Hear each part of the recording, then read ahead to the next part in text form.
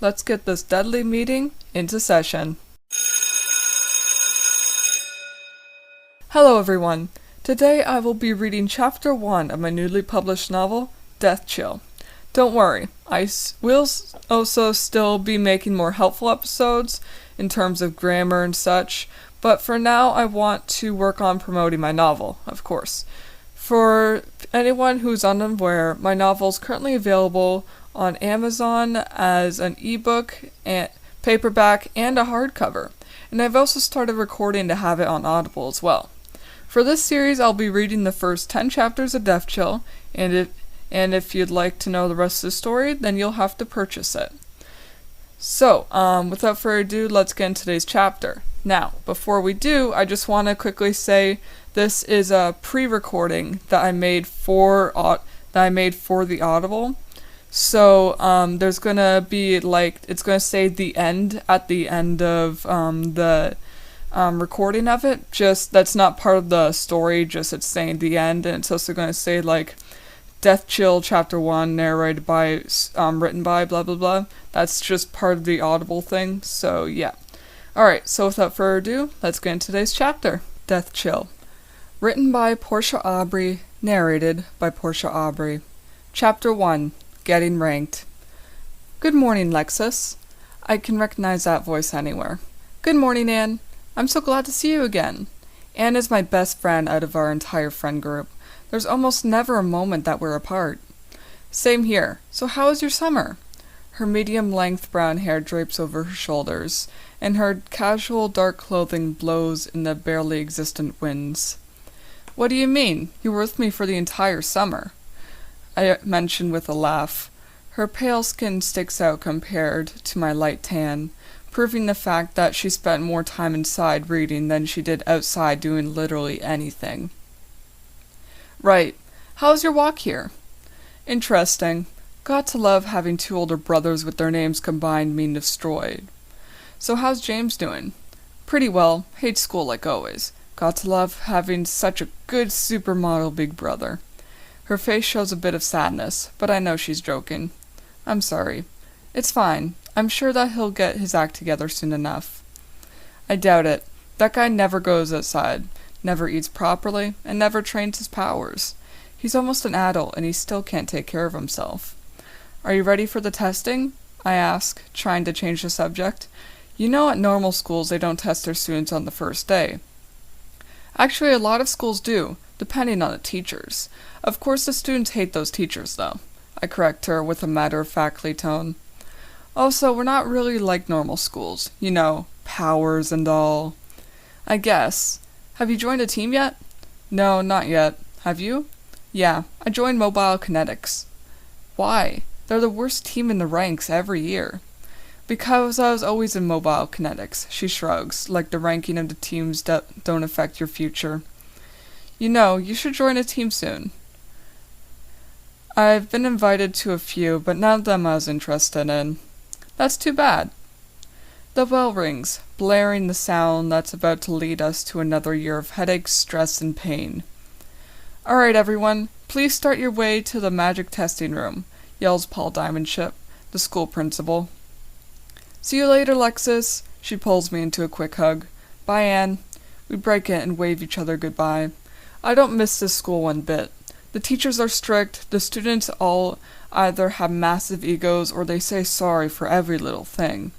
However, I do love the fact that it's never boring around here. Between Zing Hunter's invisibility and Storm Ruffalo's shapeshifting, I honestly feel bad for the teachers. I wonder how many kids enrolled into school this year. What are you doing here, failure? Just get lost. The voice of the bitch that unmercifully bothers me every year for no reason whatsoever speaks. Of course, I can never catch a break.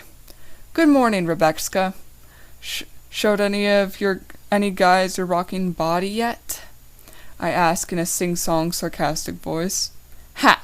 You wish you had this body. She waves her hands up and down her body, gesturing to her slim, hourglass figure. Ready to get schooled and shown that I'm the stronger one, or would you rather just fight right now? Can this girl ever leave me alone? I'd rather save my energy for something that's actually worthwhile. Thank you very much for the offer, though.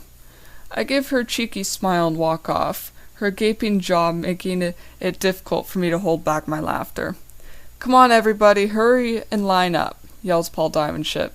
His voice booms over the chatter of the other students. Hey, lil sis, everything okay over there? The voice of my brothers greet me. Hey, lil sis, yells the other. Of course it's both of them. Hey, Des, hey, Troy, how's everything? I start, slowly turning to face them. Is something wrong? We could ask you the same question, Des says with a mix of laughter and concern in his voice. Is Rebecca bothering you again? Troy adds, looking over his shoulder. No, I'm fine. I still don't get why she hates me so much. What did I ever do to her? I respond, glancing over my shoulder to see if she's still there. Alright, everyone, time for me to call you guys in alphabetical order. Apollo Aries. He's in 8th grade now. I wonder how he'll do. Though him and I don't talk that much. He's still pretty capable. Ann Aubrey. Good luck, Ann. I cheer out to her. Thanks, Lexus, you too. She whispers as she walks by. James Aubrey. That's Ann's older brother. He's not much of a talkative boy. I'm surprised that he's even lasted this long. Lucas Blue. We're already 200 people in, and I wonder how many people are even here. I'm sure that there's more somewhere else, on the other side of school. Des Deathchill. That's one of my brothers. One of his powers is yin, and to this day I still don't even know what that means. Lexus Deathchill. I guess it's my turn now. Stepping into line, I keep my head down and hide my anxiety. Troy Deathchill. That's my other brother. One of his powers is yang. I guess that they always put me in between them because of yin-yang. But wouldn't that be a good thing for them to be together then, though? Rebecca Diamondship. Around 100,000 people in. I'm so glad this is a magic school. No normal school would be able to survive these many students. Stephanie Diamondship. I feel bad for this girl. She's always living in her sister's shadow, and way too much pressure is being put on her. Last year she even had a mental breakdown. Rebecca would never let it go. She Hakaitit. Of course, death. Every year his score is always 666, and he's one of the guys in our friend group. Zing Hunter. We're not even near done. This is going to take forever. Luckily one of the teachers messed with the weather to put clouds in the sky during this point. Rodrigo Lopez. He is close friends with Ann's brother. I'm happy that some people bring him joy. Francisco Mir. That guy's power is annoyance. I'm surprised that he even has friends. But I guess that he can control it though, so it makes sense. Darren Monkson. Star student by 9th grade. He's always the strongest in the school. Daria Monkson. His twin sister. I heard that she increased her armor storage for her re-equipped magic. She's always right behind her brother in terms of strength. Brian Pino. Brian's a really nice guy, and he always manages to make people laugh. He can never seem to get a girlfriend, though. Blaze Ruffalo. We must be almost finished by now, hopefully. Storm Ruffalo. Of course the Ruffalo brothers are still here. This is going to be a good year. Samuel Star Sprinkle. I can't wait to talk to Samuel again. He's such a good friend, and the only other guy in our group. Hakai Shinit. Then there's Destruction. She Sasit Hakai is their name when they're together, which translates to death and destruction. She's the last girl in our friend group, making up Anne, Samuel, she, Hakai, and myself. Brick Sticks. That guy's kind of a creep, so I'd rather avoid him forever. Patrick Stormcry, the first Stormcry brother, Stephen Stormcry, and the second Stormcry brother. I'm not that close with them either, but we still talk from time to time. Olivia Time. Of course, one of Rebecca's loyal friends. She follows Rebecca like a puppy. And finally, Rachel Zap. She used to be so nice, but I don't blame her after what happened to her sister. Poor girl. Well, it seems that that's everyone, so as I'm sure that you all are wondering, this year we have 200,976 students. 200,976? I don't know how to feel about that. The teachers will certainly have a lot to deal with, though. Lexus, I'm so happy to see you again. How have you been? Screams Samuel Starsprinkle. Hey Samuel, how's your summer? I respond, holding him in the tightest hug. Pretty good. I finally came out to my family, Samuel answers, holding me tighter. Really? I'm so proud of you. How did your family respond? I ask, staring him in the eyes and showing a proud smile. Surprisingly well, he nods and gives a soft giggle. They instantly got up and left without saying anything. Then they came back an hour later with a rainbow flag for my room, Samuel squeals cheerfully. Let me guess, you were so upset while they were gone? I ask questioningly.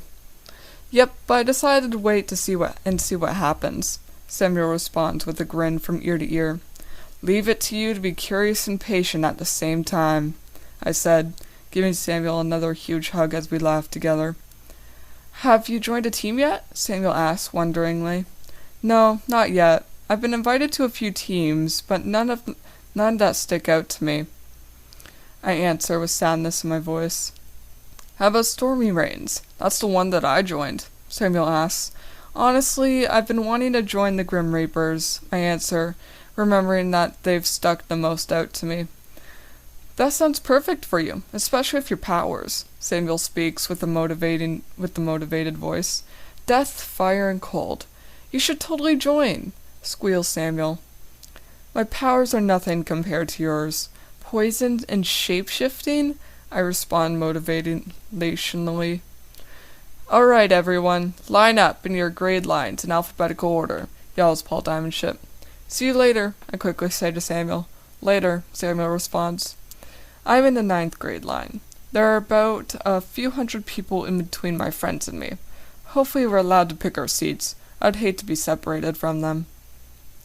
An abnormally tall woman walks towards us. I assume that she's going to be our new teacher.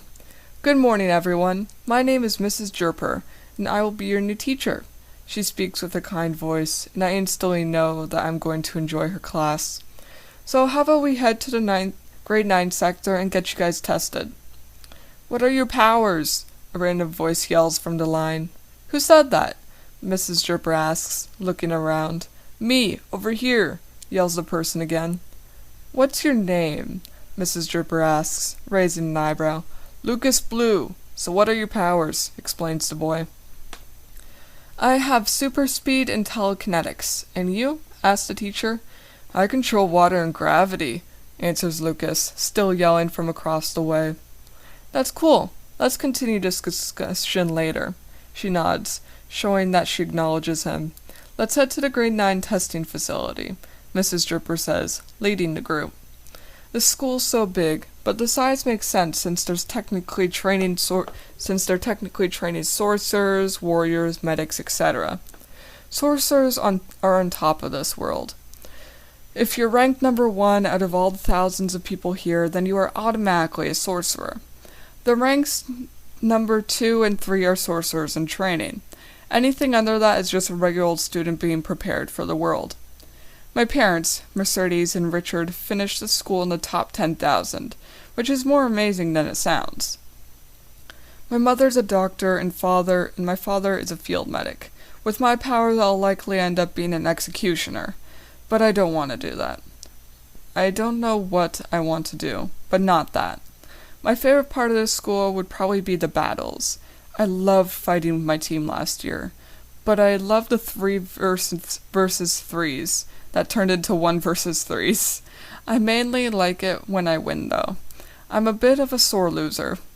We may have magical powers, but we still have classes like math, science, English, gym, music, and so on. Like all of the other kids here, we all have our favorite and least favorite classes.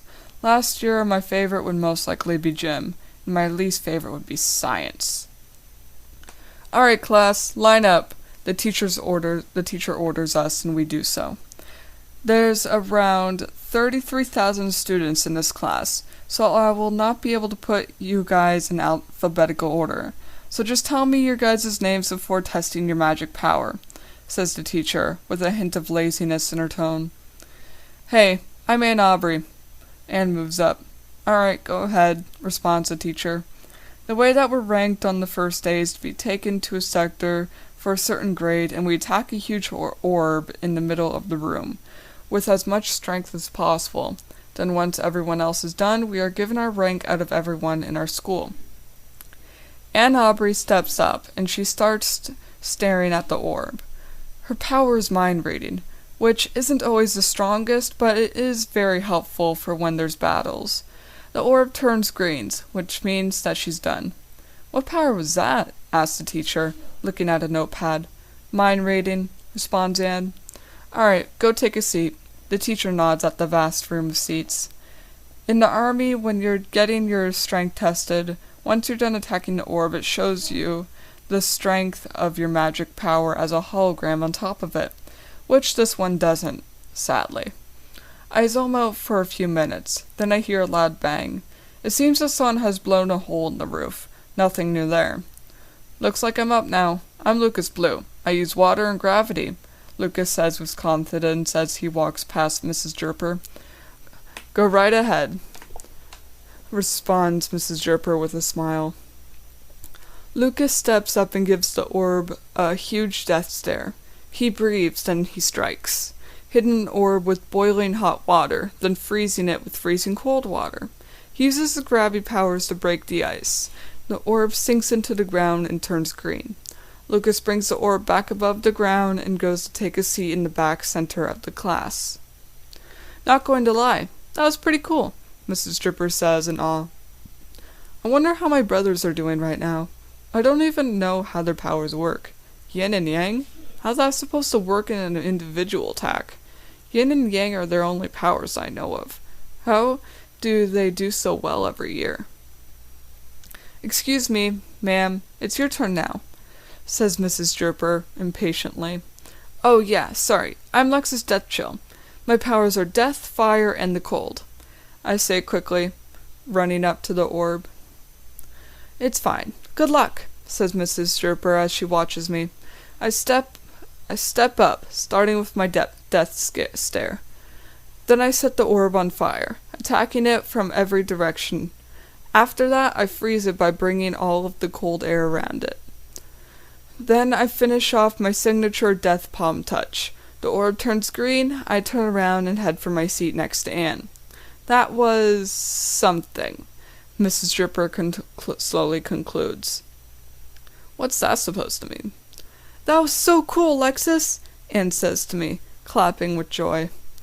That was nothing. I could easily extinguish your flames, Lucas Blue says with a cocky laugh. Well, I can be hot and cold. Meanwhile, you're just a water boy, I smile back. A water boy with gravity powers, Lucas says with a sly look on his face. I giggle. That's so cool. I didn't know your brothers were the Des and Troy, Lucas says with a gasp. He must have just recognized me. I'm Shi Hakaitit. My powers are death and teleportation, she says, speaking over everyone. Okay, go ahead, responds the teacher uncomfortably. She steps up and disappears along with the orb. Don't worry, guys. He probably just teleported on top of a building or something, yells Hakai Shinit, the second half of Shi Sasit Hakai. It's been 2 minutes and she still isn't back. He's probably having a tea party with it or something. Not a second later, he was back. Sorry that I took so long, guys. I accidentally scared a little girl. Anyways, it turned green. He gestures to the orb with his thumb and heads over to us. Hey, Lexus. Hey, She. I quickly respond. I don't know what to say. Good job, I guess? Mrs. Dripper says hesitantly. She walks over to where I'm sitting and sits next to me. How's your summer? She surveys me. Well, with Des and Troy being home almost all summer, it certainly was never boring. How's your summer? I respond, noticing Hawkeye staring at us. Don't worry about her. You know Hawkeye. She's always watching, she says sarcastically. I heard that, Hawkeye yells from across the sector. It's true, isn't it? She yells back. Hawkeye goes silent and gives She a dirty look. Women, she says, turning to me, chuckling to himself. Yay, I'm finally up. Let's do this. Cheers, Brian Pino.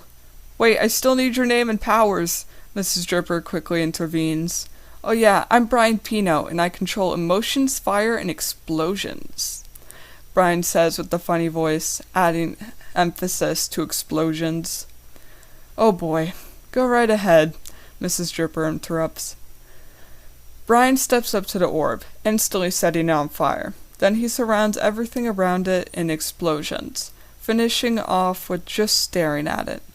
The orb turns green. Brian turns around and walks away in slow motion, with a huge explosion going off behind him. There's a cheering in the crowd, and I don't think that's Brian's the one that's controlling it. Well, that was something, Lucas says, turning to me. Always leave it to Brian to make a show, she and Anne say in sync. I quietly Google. She and Anne are always seem to sync up a lot, especially when it comes to wild stuff like that. What are you guys doing for lunch? I ask everyone, not focusing on the test right now. I'm planning on going to Freshie, Anne says instantly. I love that place. Let's go together, Lucas says without hesitation. I've never been, she quietly adds. Well, looks like you're coming with us, I cut in. Can I come? Hawkeye yells to us. Of course you can, I yell back. I am Storm Ruffalo, and I control the weather, and I can shapeshift. A voice cuts in. This should be interesting, Mrs. Dripper says with a smirk. Storm walks up to the orb. All of a sudden his eyes turn pure white. Lightning and thunder, blizzard, blazing hot heat. Storm yells like he's casting a spell, although he's not saying the proper incantations. Shapeshift, dragon. Storm shapeshifts into a dragon and headbutts the orb. The orb turns green and Storm switches back. Ow, ow, ow! Storm whines, holding his hands to his head, slowly making his way to his seat. Called it, Mrs. Dripper says with a grin. I'll take him to the nurse's office, she offers, teleporting Storm with him. There's a silence in the room as we wait for their return. A bug comes out of nowhere and buzzes in my ears, but as I look around for it, nothing's there. I hope he's okay, Anne cuts in, breaking the silence. He'll be fine. We have amazing healers after all, Lucas says, trying to cheer her up. She to the rescue, I say in laughter. I've been friends with these guys ever since we were newborns, mainly because our families have been friends for generations. We used to have mud fights, pillow fights, magic fights, and we'd even take baths together. Not anymore, of course. My favorite memories with them were probably dress up, especially since we were kids and we didn't know that certain clothes were for specific genders. So Samuel, she, and Anne would wear princess dresses and I would wear knight armor and suits. My favorite combination would be when Sammy wore a Cinderella dress with a knight helmet, cooking gloves, fancy suit shoes, and wear a face mask. I still die from laughter every time I think of what I saw. I'm Hawkeye Shinnet. My powers are destruction and teleportation. Hawkeye speaks on top of everyone, after we all have silently agreed to not wait for them. Shisasit Hawkeye. The teacher nods like she's reminding herself of their demon names. Death and destruction. Go ahead. Mrs. Dripper adds slowly, with some sweat rolling down the side of her head. Hawkeye walks up to the orb. 1 second later, it's green and everything around it is destroyed. We've never even seen her lift a finger.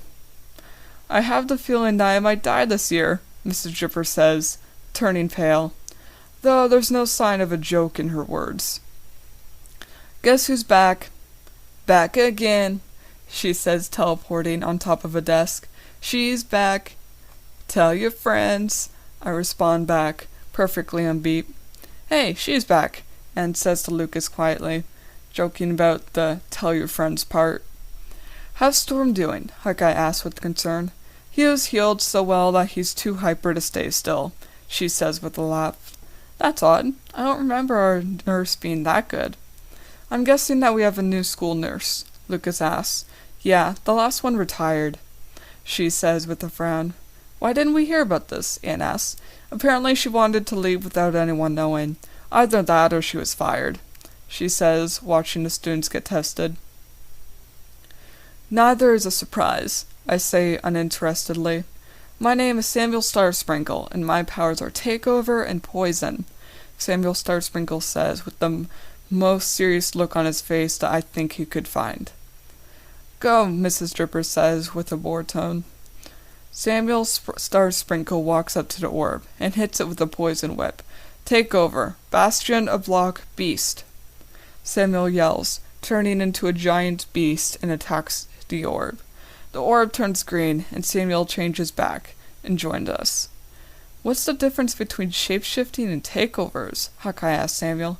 Shapeshifting you can change into anything you want. Takeovers you can only change into whatever you have slain or been given the soul of.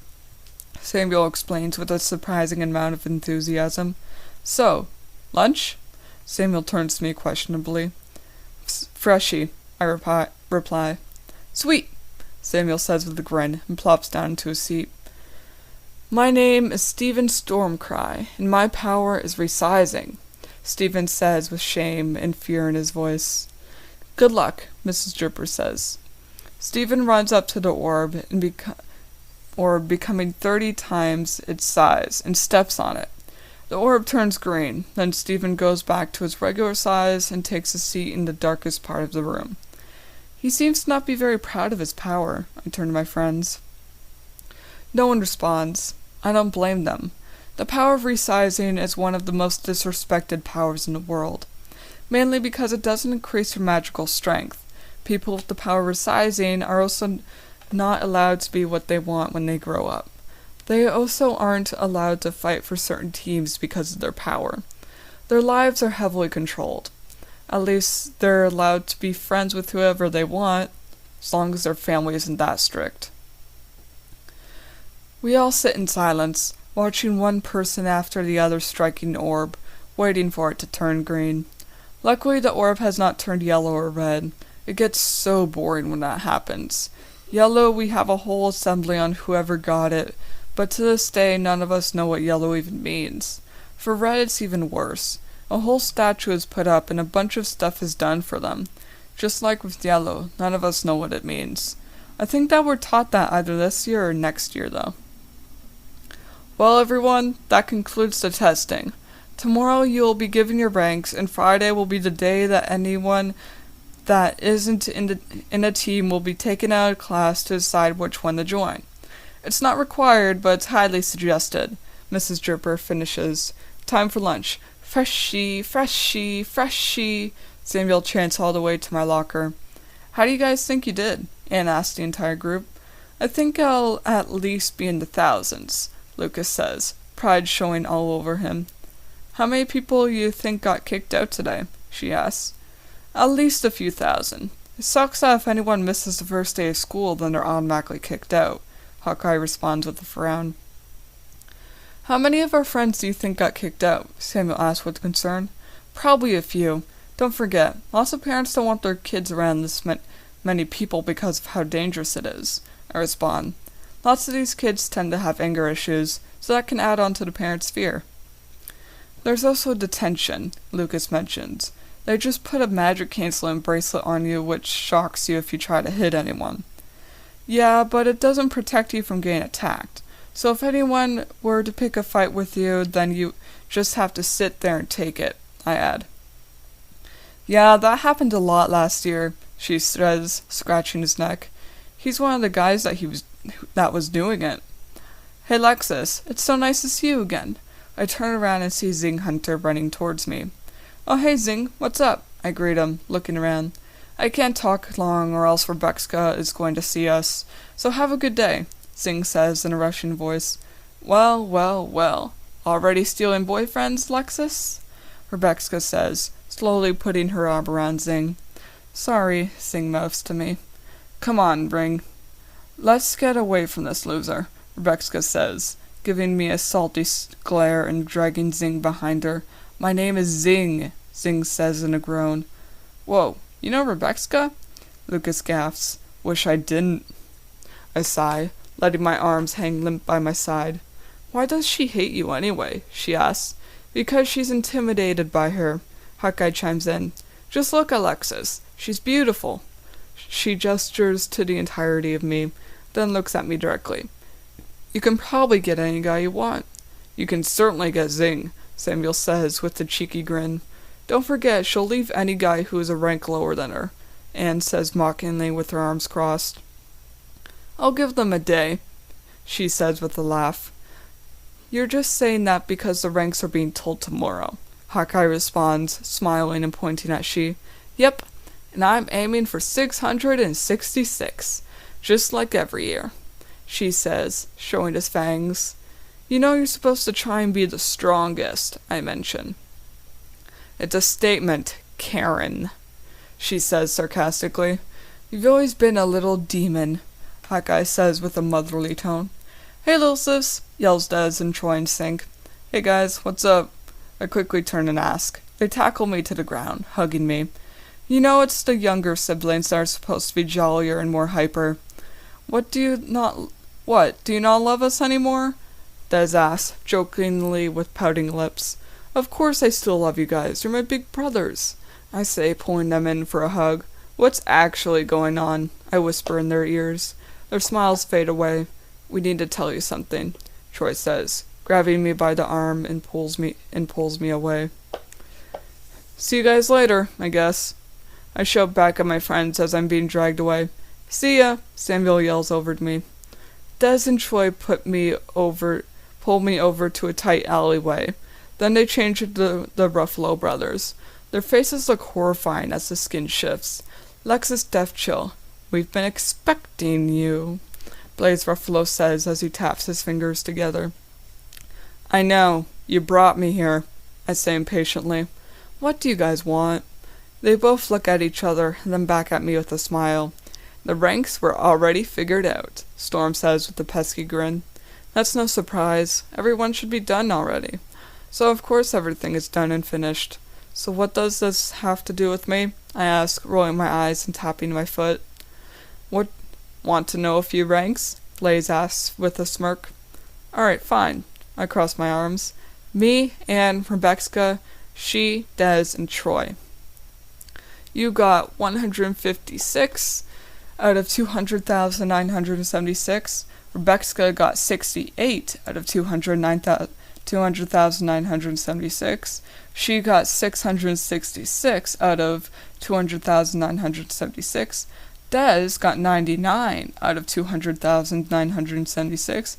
And Troy got 101 out of 200,976.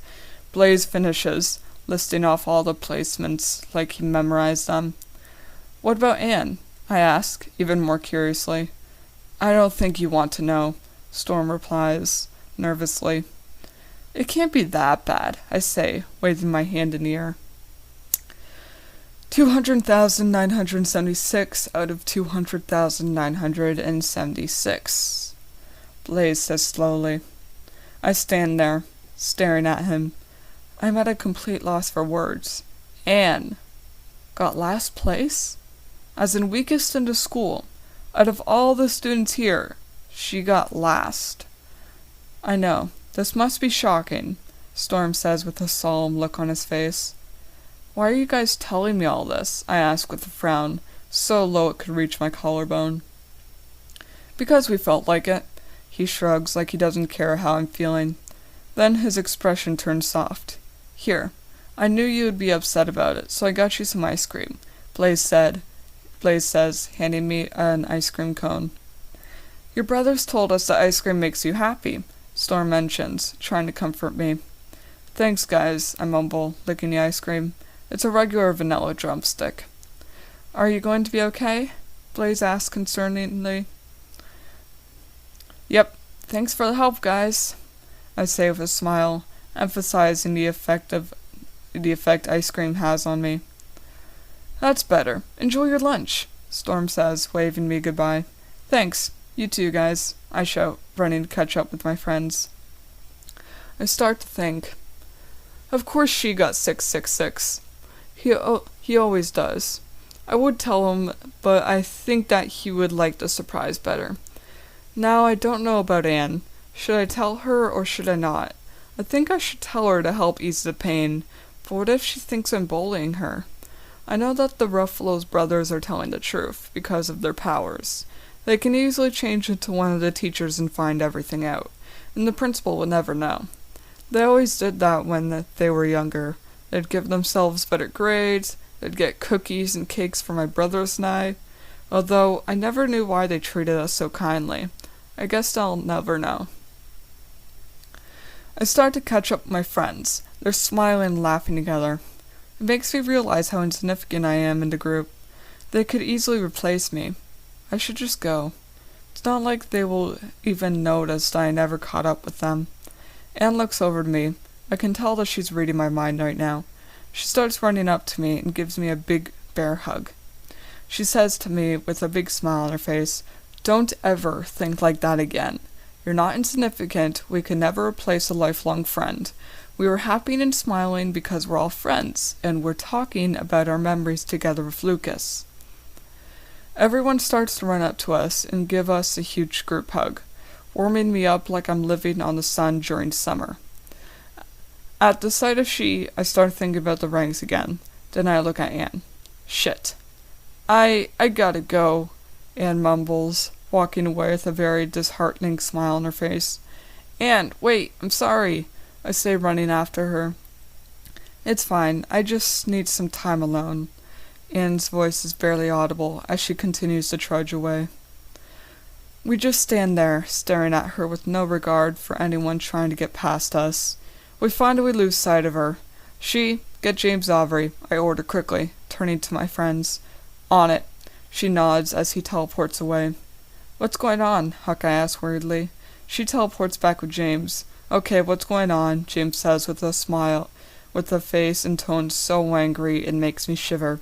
The Ruffalo brothers told me a few ranks, I say with my voice cracking a bit from terror. Get to the point, James yells at me, spit flying everywhere. Anne got 200,976 out of 200,976. Last place. And she read my mind and found it out, I answer, not making eye contact with anyone around me. What did I get? She asks, whispering under his breath. 666, I answer, ignoring the murderous look on James's face. Cool, she mutters, doing a little happy dance behind everyone. Alright, thanks for telling me. I'll try to cheer her up, James smiles, suddenly being calm. I'll get going now. Okay, see you later. I wave him goodbye. So what did you get, Lexus? Samuel questions me with a look he normally gives when we're talking about boys. I got 156 out of 296, out of 200,976. I place my hands on my hips and answer with pride. Did you ask what Rebecca got? Lucas cuts in, looking hopeful. 68 out of 200,976. I say with a less proud look on my face. Hey, at least we have a chance to outrank anyone. Hawkeye speaks motivationally. We can all hear the bell start to ring in the distance. It's funny. We can be 20 miles away and still be able to hear it. I bet it's mainly because of the school janitors using telekinesis. So they probably just use that to tell all the students that time is up. Hang out after school? Samuel asks, turning to me. I'm available around 7, so you can come over for a little sleepover. I respond, still thinking about Anne and replaying her reaction in my mind over and over again. I should also call her later. Sounds good, she and Hawkeye respond in sync, teleporting us to our classes.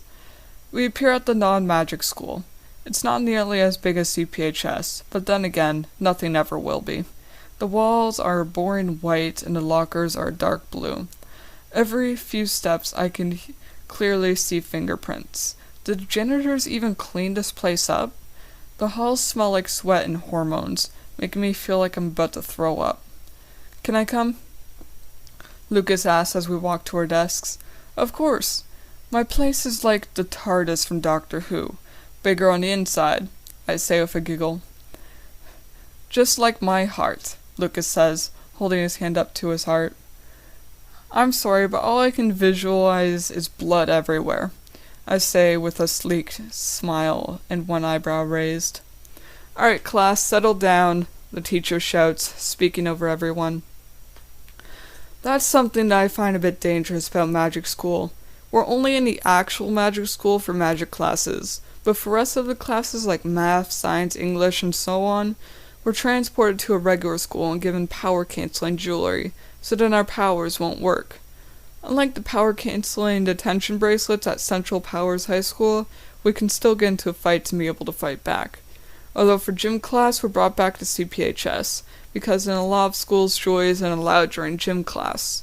The reason why I don't like how we have to go to a normal school at all is that there could be a lot of students that are so proud about being able to use magic that they might tell someone, which happens regularly, which is why there are interviews before school to make sure that the students keep their mouths shut. But that doesn't mean anything. Everyone can easily lie. What class is this again? Samuel leans over and whispers. English, she replies, I think. No way, this is definitely math class, Hawkeye responds. I thought this was science, Lucas says, looking around. Guys, this is drama class, I interrupt. Wait, no way. What's with all the numbers, grammar words, and rockets all around the room? She asks, pointing at the walls and other decorations. This must be one of the schools where everything is taught in the same room, Lucas says, looking at everyone going into a circle. I think that we're being too suspicious, Hawkeye says, joining everyone. Nah, I'm sure people wondering what class they're in is normal, Lucas says, taking my hand and pulling me into the circle.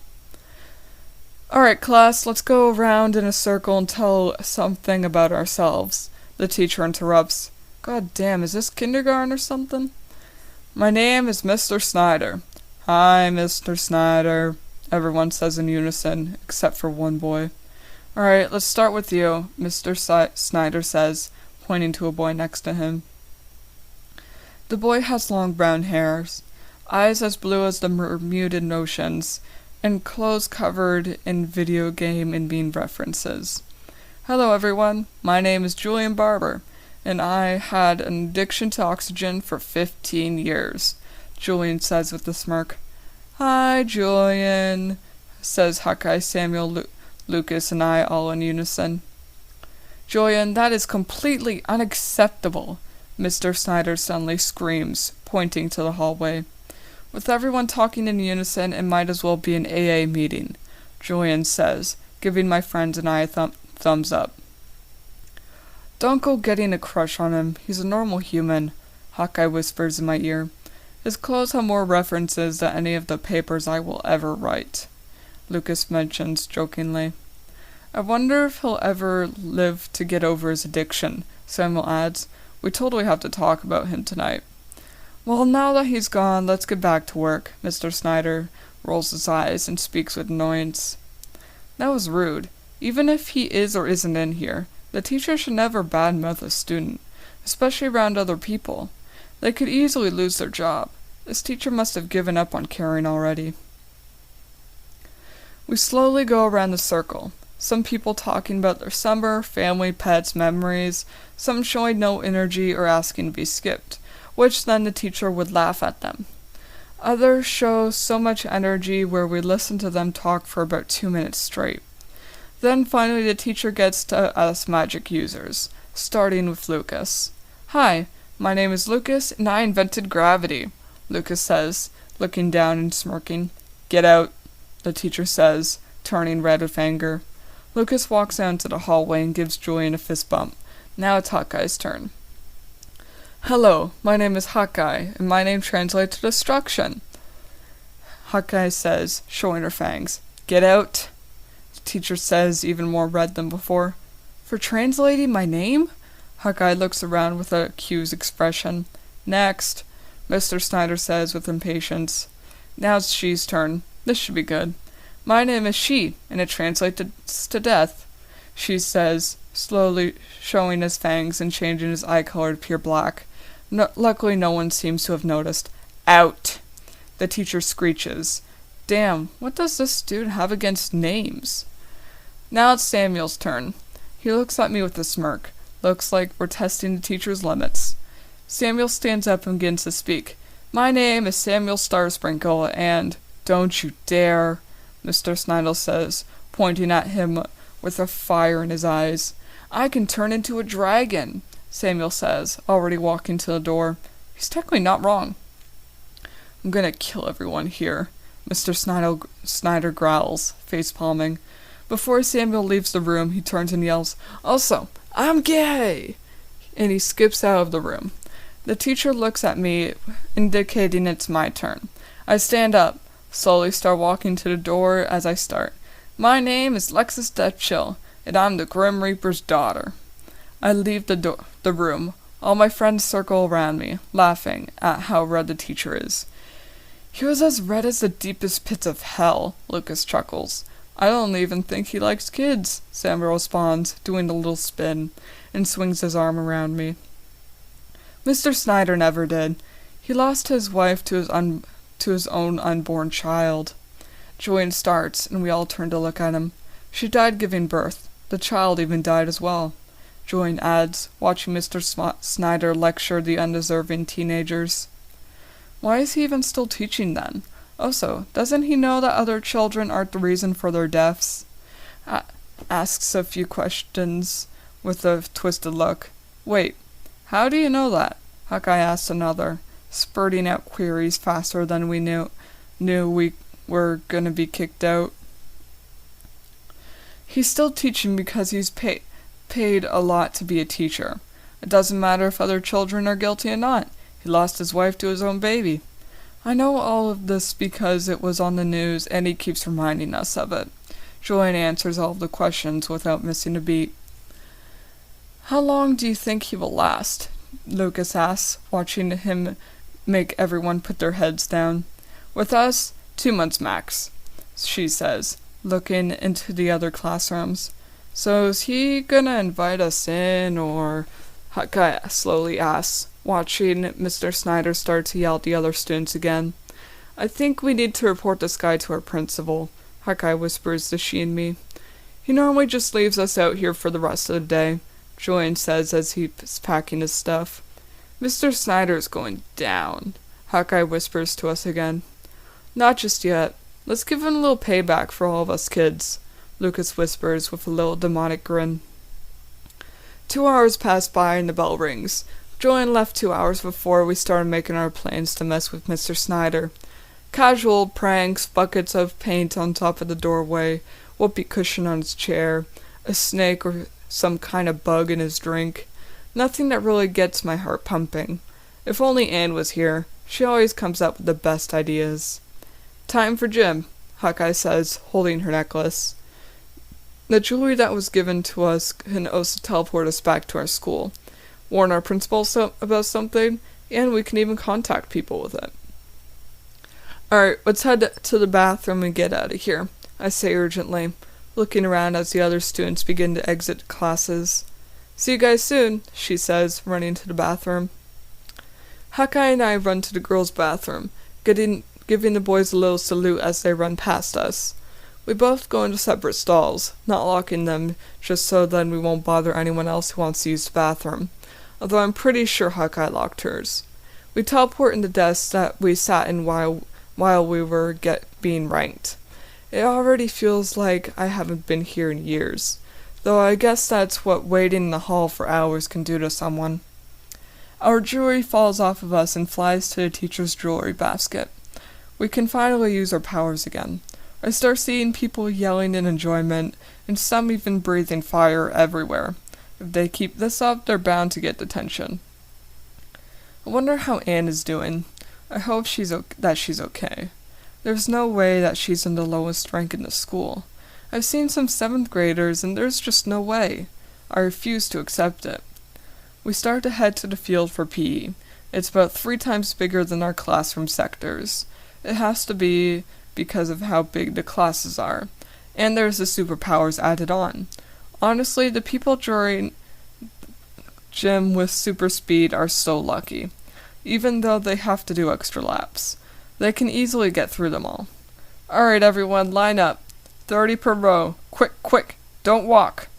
A tall man with long black hair, gray eyes, and a scar on his eye, wearing athletic armor colored gold and red, the Army General colors, yells as everyone goes into line. "Alright everyone, my name is Mr. Stern, and I will be your PE teacher. I would say let's go down the line and introduce yourselves, but we don't have enough time." He swiftly introduces himself and changes the subject even faster. "Alright everyone, 100 laps around the field, and then let's play some dodgeball. Go!" I have a feeling that this guy is a military veteran. Lucas says to me with a sickened expression, but he seems pretty nice. She and Hawkeye teleport to us, acting like they have super speed. "Yeah, and he's going easy on us too," she says, teleporting away. I wonder how mad Mr. Stern is going to be when he finds out that they don't actually have super speed. Samuel laughs, skipping beside me. I wouldn't be surprised if we end up going missing at some point if he does find out, Hawkeye mentions, putting her arm around him and smiling. "I'll be sure to keep that in mind," Samuel giggles, keeping a perfect pace despite the fact that he's skipping. "Well, at least we know we can count on you then," she says, with laughter, and picks him up. "Hey, put him down," the teacher yells from the other side of the field. "You guys want to speed things up a bit?" she and Hawkeye ask in sync. "Time to teleport," I say, acting like I'm about to use my totally existent super speed power. She and Hawkeye start teleporting us all around the field. I'm dizzy a majority of time. First I was going up by 2s and 5s, 10s, 20s, and finally I was done and sitting on the bleachers. Well, more like laying down and trying to see straight. "God, I love having super speed," Lucas says, with his head spinning and his body wobbling from side to side. "Why are we wet?" Samuel asks, whipping his hair around like he's in slow motion. "We threw you guys in a pond at around 90 laps, she answers, dripping all over the place. "Why?" I ask, using my flames to dry me off. "So that it looks like sweat," Hawkeye shrugs. "Well, thanks, guys." Lucas rolls his eyes, speaking sarcastically. "Hey, Lexus, can you come and dry me up as well?" he asks, pointing at my flames. "Sure, I'll dry you all up," I offer, setting myself on fire. We were probably the first 1,000 to finish the run. The people with turtle speed and the ability to fly just drag their feet on the ground while flying around the field. The people with powers that don't even speed at all just ask the people with super speed to carry them. I have a feeling that nobody actually did all of the laps. Maybe the hardcore athletes or the people with super speed that zone out very easily. I lock eyes with Mr. Stern as he heads over to the bleachers. I wonder what his powers are. He seems to be an army general, so they must be very powerful. "Alright everyone, line up," Mr. Stern orders, pointing at one side of the field. "Before we start, I'm sure that you're all wondering what my powers are. It's super speed and super strength. Also, only 2 out of a few thousand of you guys actually did all the laps." He brings up all of this like he's planning something. "The people that go by the name of She and Hawkeye, please go get the dodgeballs." They get up and go retrieve the dodgeballs. "Now you guys are on this side, and you on the other," Mr. Stern says, dragging his hand down the center of us and moving it to one side, as if pushing us towards the side of our team. "We got your balls for dodging," Hawkeye snickers mockingly. About half of us laugh. "Go line them down the center. Also, you two will be on separate teams," Mr. Snyder adds with a smirk, as if they'll actually compete. She and Hawkeye look at each other and smirked. Then they started walking to their sides. Half of us line up on one side of the field. We're in layers. The faster ones in the front, average in the middle, and the slower people are in the back row. On the other side, where she is more all over the place. They're all mixed together. I can already tell that people are going to trip over each other. Mr. Stern blows his whistle, and the balls immediately disappear. My friends and I start teleporting all over the place, so obviously Hawkeye is helping us. All of a sudden, all the balls are on our side, and Hawkeye is standing beside it. She is just standing next to the dodgeballs and smiling at Mr. Stern. All of a sudden, half of them are gone, and she is standing next to them, and smiling at Mr. Stern as well. Please, no. Mr. Stern mutters to them with his voice filled with fear. He's clearly humoring them. Balls start flying straight towards the teacher, and he's just standing there and taking it. She and Hawkeye seem to be enjoying themselves, smiling and laughing. This year may be a good one. Laughs, smiles, unicorns, and rainbows. Classic happy stuff. Meanwhile, in the 11th grade sector... Bricks, what's wrong? A tall blonde girl with sparkly blue eyes who was named Olivia Time asked with a worried voice. They're in danger, I say with fear in my voice, and my entire body shaking. What do you mean? Who's in danger? A small boy with short brown hair, brown eyes, and is wearing all blue and green, named Rodrigo Lopez asks. Lexus and her friends. They're in danger, I screams. Get as much information as you can before he forgets, Olivia Time yells. What's going on? I ask, looking around. Too late. Rodrigo Lopez responds, slowly looking up. We need to keep an eye on them, Olivia Time orders, looking towards the grade 9 sector. The end. And that is chapter 1 of my novel Deathchill. You can find a link to it in the description, or a link in bio for the Instagram listeners. You can also just search up Deathchill on Amazon. That is spelled Dathchill. Check out the Creative Writing Club Discord server in the description. The Creative Writing Club Instagram is at creativewriting_club. My personal Instagram is at dark_night_wolves. And let's bring this meeting to an end.